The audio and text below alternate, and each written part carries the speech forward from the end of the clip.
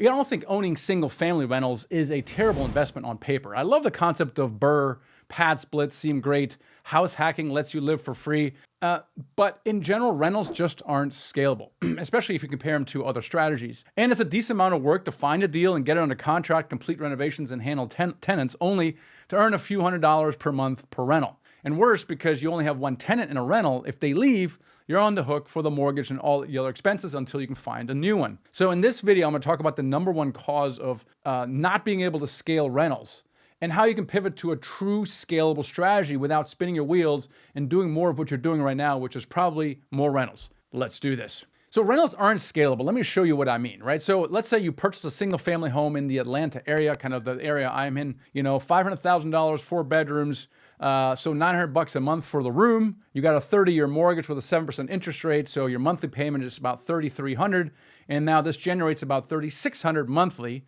net income of $273 per month, and that does not include taxes, insurance, so your cash flow is pretty low. And it requires 1 to 3 hours per work to manage it. And if you are able to squeak out $273, that's an hourly rate of $91. All right, so not enough to live on, so you buy another. 6 hours a month, $546, only 2 tenants. So if you want to net $10K a month in rental income, you need like 36 properties. Have you thought about that? That's 108 hours of work each month. And it's really not possible while working a full-time job. And certainly not when you're in retirement as well, when you want to do other things besides drive around and manage the rental property. So what's the solution, right? The solution is to scale with real estate, and you do it with multifamily. You don't do it one at a time. You buy multiple units under one roof. So for example, if you needed 36 units, you can do that in one deal or 2 deals, right? Versus 36 individual houses.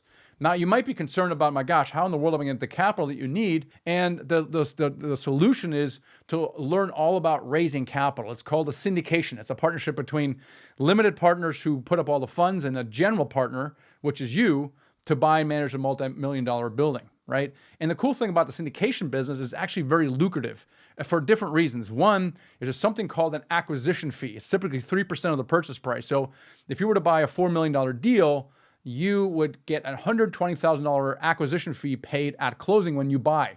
This is very different from a single family house because you never get paid anything when you buy. And also, so obviously you get paid while you're holding the property with cash flow, and then you get a profit at sale as well. And the other cool thing that's different about multifamily is that it's much more passive, because you can buy a building and put a professional property manager in place. With single family houses, not normally done. That's why landlords typically manage their own property and they burn out. And then some of them try to outsource it to, a part-time realtor. They take 10% or more of the income. They don't really do a great job. But with multifamily, the professional property manager is already built into the business model. And so I can now buy a building and do a single transaction with multiple units and then give it to a property manager. Then I can take a bit of a breather and a rest, and I can do it again and give it again to a property manager. So now I can scale without having to work harder. So you can do bigger deals with bigger profits without having to work harder, and that's how you actually quit your job. So you can't really scale with single family rentals, right? If you sit down just like one day,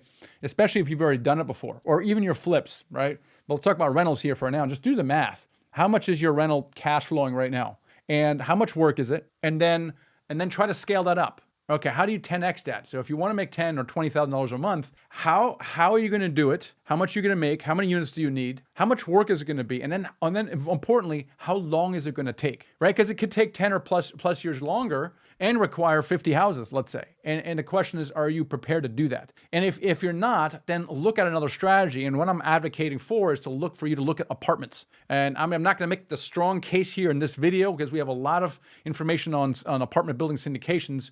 Just learn about syndications in general. You can syndicate anything. It's a matter of raising money for something. We advocate apartments because it's kind of similar to what you are already familiar with, which is residential housing. It's just multiple units under one roof. So educate yourself around syndications and multifamily.